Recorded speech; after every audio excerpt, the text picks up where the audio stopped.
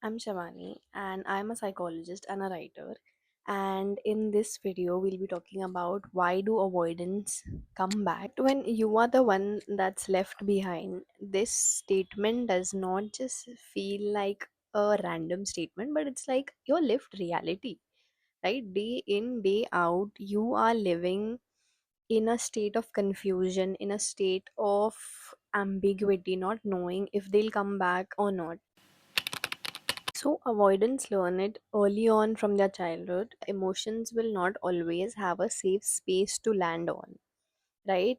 They grow up in households where emotions are not really freely spoken about, or where emotions are dismissed, ignored, or it's a household where independence or autonomy might have been cheered on. Where if they are going through something, feeling emotional in certain aspects, so then they are told that deal with it, or that be strong, act strong, don't cry, don't like express yourself in that way, mellow down, subtle, thoda subtle ho jao, ye wo kar lo.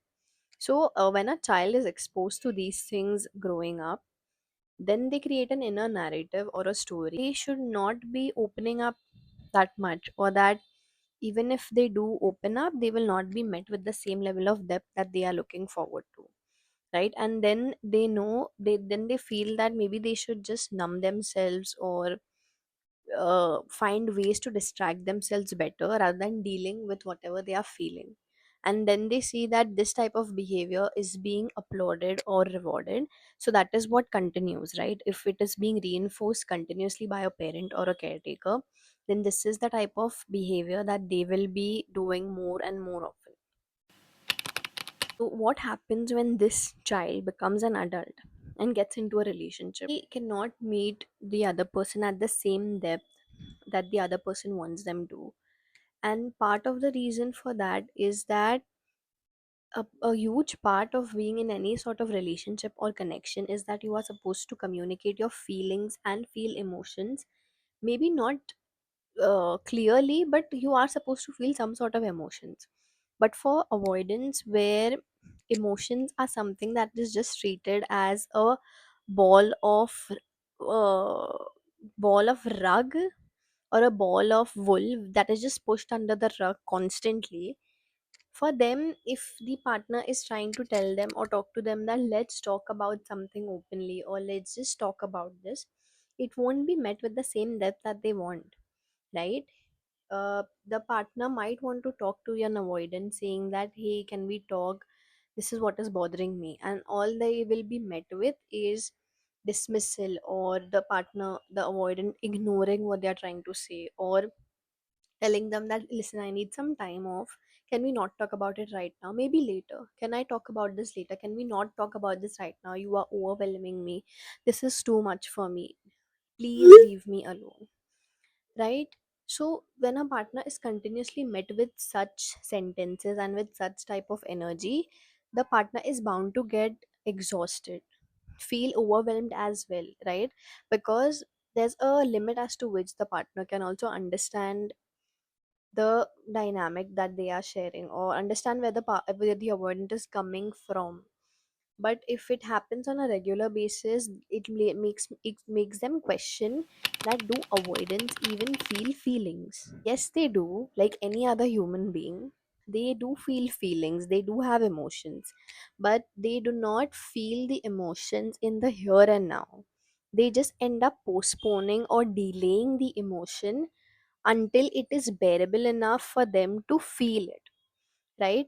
Think of it as boiling water, right? You cannot consume, they cannot consume that boiling water in the moment, so they'll let it rest. Maybe they will also let it cool down, maybe they'll put it in a freezer, maybe they will put it in a uh, I don't know, a container, and let it be resting away for days, maybe months, maybe weeks, and then when it's in the temperature that they feel is right, is when they will consume the water.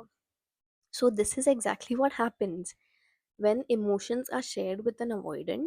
They will not be dealt with or felt with in the here and now. They will be managed, or they will be shunned off in the present. And This is what will annoy the partner, obviously, but they do not know. Sometimes they are just engulfed in it because they do not know how to process it, because no caretaker had ever told them or had ever explained it to them as to how are they supposed to deal with it. They do not know where to go from there, right? So the meaning here, or the intent here, is not for you to sympathize or empathize with the avoidant, but to know from where they are coming from, right? And this leads for the other person to question then if they feel emotions so much. Like, if you're telling me, Shivani, that they feel emotions a lot and that they are capable of feeling them, they just feel it or postpone it. So then why do they come back, and why do they act like they just come back so genuinely, right? Like when they reach out to you, it just feels so genuine, and that yes, they were missing me so much. Well, the answer to that question is that you become the Phantom X. So, the Phantom X is a concept that was introduced by Dr. Levine in his novel Attached. It's basically a former partner for an avoidant, that is like very uh that is one that they is an idealized partner, or like one that is the one that they'll always end up comparing to, right? So anything happens in their life, they'll end up comparing anyone in their life, any of the current partners, to their that Phantom X, because the person is perfect. The person exists in a perfection kind of way, wherein they are never wrong, they are right, or nothing they do is wrong, or that things with them was really good, right? So with an avoidant, how do you become the avoidant X, is that once the feelings come down, and once the feelings or the emotions become manageable for them, they start reminiscing about the moments that you share. So the fights become something that, oh, at least this person cared. The moments where you were trying to understand them becomes a feeling for them that at least she was trying to understand me even when she could not do so. When an avoidant sees it from the past point of view, when they are reminiscing about it, you become a person that they can still go towards, right? You become that safe space that was always there for them. And when they think about it, they do not really end up thinking all of those negative thoughts, right? Because you're the Phantom X. So that is exactly what happens with an avoidant. They still feel that the person is still there, the person can still be accessed, or they will be there for me, because they have been, because you are that idealized version that they are still thinking from. They are not thinking about you as to how you were, as to how the dynamics were, as to how the fights really were. They were thinking of it in nostalgia. The partner will end up getting affected by it. You will end up thinking that how easy is it for them to just keep coming or keep going back, right? You are stuck behind a door that is neither fully shut nor fully open. It's somewhere in between, it is slightly left ajar by the avoidant, and you don't know if you should wait, if you should move on, if you should give them some more time, or if you should again try to understand them or talk to them or bring the topic back again, right? Sometimes this is them pushing you away. No matter how many times you try to talk to them, no matter how many times you try to understand them, you are still bound to feel exhausted, right? A client of mine had narrated a similar scenario to me, and she decided that she would like to break things off because the cycle is repeating all the time. This was not the first time that she had a talk with him. She knew the person for 2 or 3 years, but she was trying to get a clarity or a label as to where does she stand in the avoidance life. So she, because she did not get any clarity, she decided to end things off with him.